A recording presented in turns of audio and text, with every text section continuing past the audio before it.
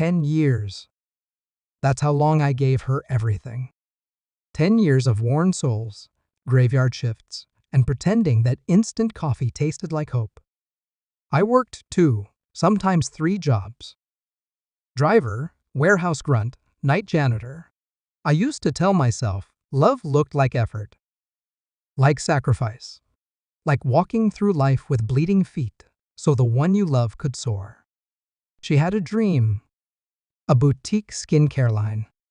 I remember the first time she whispered it to me wrapped in a threadbare blanket, eyes lit up like stolen stars.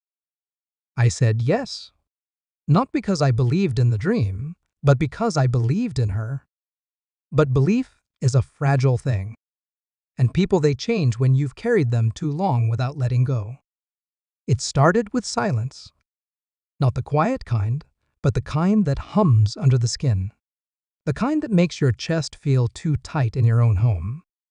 She stopped asking me how my day was, stopped saying thank you. Her phone buzzed more. Her mother called more, and her smile, the one that used to bend just for me, started looking like a performance for someone else. Then one day, a manila envelope on the kitchen counter, thick, crisp, my name printed like it didn't belong to me. She was taking me to court. Why? I asked, the word barely making it past the shock in my throat.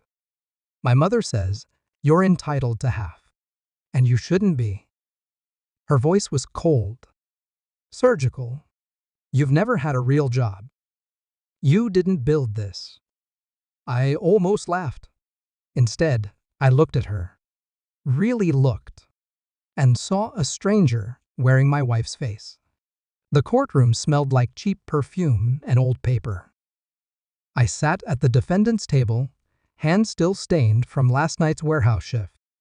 She wore white, pearls, a lawyer too slick for daylight beside her, and her mother grinning like she'd already won. He wants half my business, Your Honor, she said, with a sweet poison in her voice. He's never contributed to it. He just worked odd jobs. He's only here for the money. Laughter slipped from her mouth like venom. He doesn't even have a real job. I stared at her. My wife. My partner. The woman I once held while she cried over a failed lotion formula at 2 a.m., who I stayed up with to print labels for her first farmer's market booth. And she mocked me. In front of strangers. Like I was a beggar clawing at her throne. But I didn't flinch. I stood. Calm. Measured. The judge turned. Your Honor, I said, my voice even, I'd like to submit this contract. The room stilled. The contract slid across the table like a blade. 10 years ago, I had drawn it up. A simple agreement, handwritten, notarized, filed away. A promise between us, every dollar I earned outside our bills would go toward her business, in exchange for 30% equity. She laughed when I suggested it back then. You're so dramatic, she'd said, signing anyway with a flourish. Fine. You're my silent partner. Silent. Always silent. The judge picked it up. Read. Then read again. Her lawyer's smile faded. Her mother's eyes darted. My wife, the woman who once called me her anchor, went pale. I have 10 years of bank transfers, I continued. Receipts, records, all showing my direct funding into the business. I never touched her profits. I just worked and gave. The judge looked at her. Is this your signature? Silence. I looked too, and in her eyes, I saw it, the flicker. That brief moment where reality collapses onto guilt. Yes, she whispered. Her mother shifted, hissing something under her breath. Her lawyer sighed. I didn't look at any of them. Just the judge. I don't want half, I said. I just want what I earned. What was promised. What I bled for. The ruling was swift. 30% ownership. Full retroactive compensation for 10 years. Back pay from profits, plus damages for defamation. Her business would survive, but it wouldn't shine. Not without the silent partner.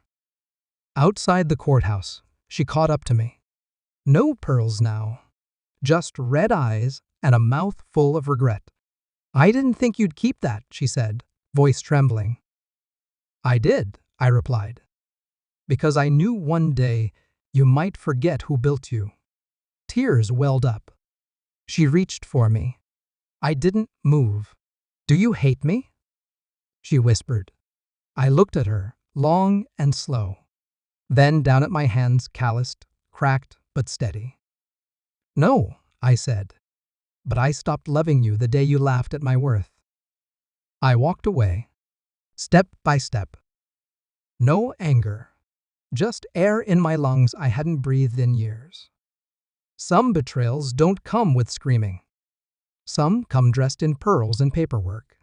And sometimes, the only justice you need is to watch someone realize too late that you were never after their money. You were always worth it, and they threw it away.